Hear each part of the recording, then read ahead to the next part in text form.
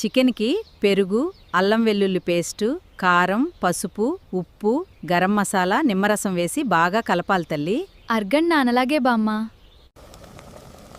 బిర్యానీ అన్నం పూర్తిగా ఉడకతల్లి. 70-80% ఉడికితే చాలు. దమ్లో మిగతాది ఉడుకుతుంది. అప్పుడు అన్నం గింజగింజగా ఉంటుందా?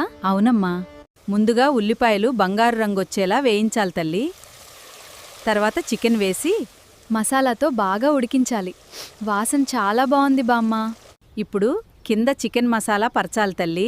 పైన అన్నం వేసి ఉల్లిపాయలు, పుదీనా, కొత్తిమీర, కొంచెం నెయ్యి వెయ్యాలి. చాలా బాగుంది బామ్మ. మూత బాగా మూసి తక్కువ మంట మీద దమ్ పెట్టాలి తల్లి. కింద తవ్వా పెడితే కాలిపోదు. ఎంతసేపు బామ్మ?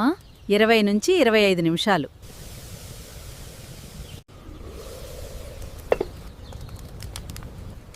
బామ్మ, ఇంట్లోనే మంచి చికెన్ బిర్యానీ చేసుకున్నాను తల్లి.